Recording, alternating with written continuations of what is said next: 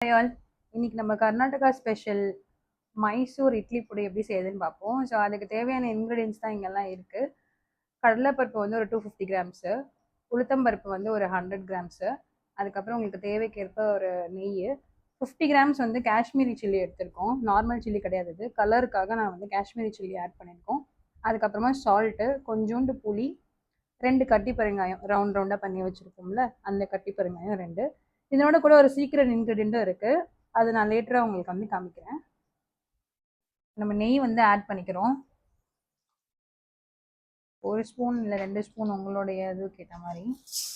கூட நம்ம வந்து கடலைப்பருப்பு ஆட் பண்ணி நல்லா ஒரு ஸ்மெல் வந்து லைட்டாக கலர் சேஞ்ச் ஆகணும். அது வரைக்கும் நம்ம வந்து இதை வந்து வறுத்து எடுத்துக்க போகிறோம். இது தனித்தனியாக தான் நம்ம வறுத்து தனியாக எடுத்து வச்சுப்போம். ஸோ ஒன்றா வறுக்க மாட்டோம், எல்லாமே தனித்தனியாக வறுத்துக்கலாம்.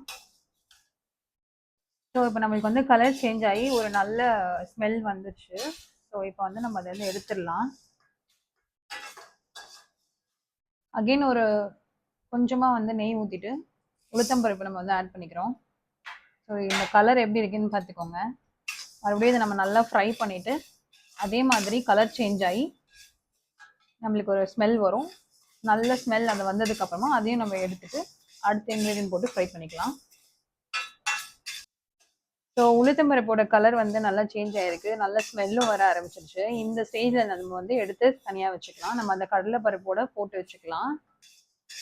ஒரு பிளேட்டில் கொட்டி அதை நல்லா ஆறணும், அதுக்கப்புறம் தான் நம்ம பவுட்ரு பண்ணணும். ஸோ வந்து ஒரு பிளேட்டில் போட்டு தனியாக வச்சுக்கலாம். நெக்ஸ்ட் அகெயின் இன்னும் கொஞ்சம் கீ வந்து ஆட் பண்ணுறோம். இப்போ இதனோட கூட புளியும் பெருங்காயமும் ஆட் பண்ண போகிறோம்.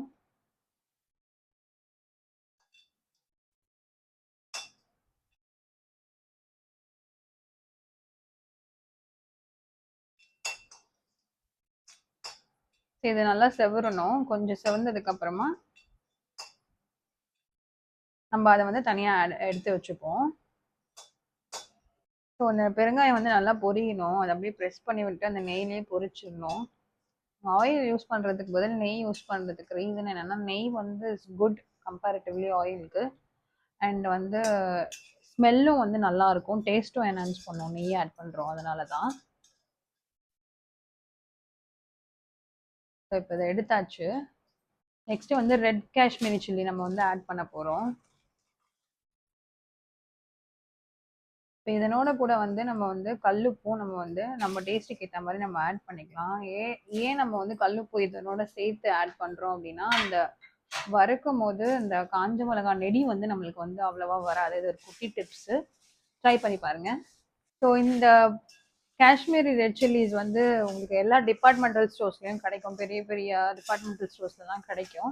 சப்போஸ் உங்களுக்கு இது கிடைக்கல அப்படின்னா நீங்கள் வந்து நார்மல் மிளகாவும் ஆட் பண்ணிக்கலாம், உங்கள் காரத்துக்கு ஏற்ற மாதிரி நீங்கள் ஆட் பண்ணிக்கோங்க. நான் இது வந்து சவுகார்பேட் போனப்போ வாங்கியிருந்தேன். நீங்கள் சவுகார்பேட் சீரீஸ் பார்க்கலன்னா ப்ரீவியஸ் வீடியோவில் போய் செக் பண்ணி பாருங்கள். ஸோ இப்போ இதை வந்து கலர் சேஞ்ச் ஆயிடுச்சு, இதை நம்ம வந்து எடுத்துடலாம். ஸோ நம்ம வறுத்தது எல்லாமே ஒரு பிளேட்டில் கொட்டி கொஞ்ச நேரம் ஆற வச்சுருக்கோம்.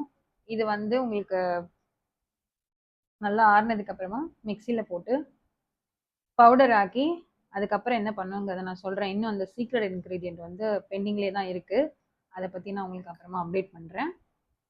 நம்ம இதை போய் பவுடர் பண்ணி கொண்டு வந்துடலாம். நம்ம வறுத்து எடுத்தது எல்லாத்தையுமே மிக்சியில் போட்டு நல்லா ஃபைன் பவுடரை அரைச்சி எடுத்துகிட்டு வந்துட்டோம். அந்த சீக்ரெட் இன்க்ரீடியண்ட்டை ரிவீல் பண்ணுற டைம் வந்துருச்சு, பார்த்துடலாமா?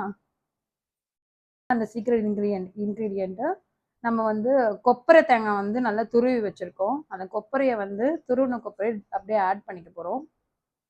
ஆட் பண்ணிவிட்டு பல்ஸ் மோடில் ஜஸ்ட் ஒரே ஒரு தடவை பல்ஸ் பண்ணி நம்ம எடுத்துகிட்டு வந்துடலாம்.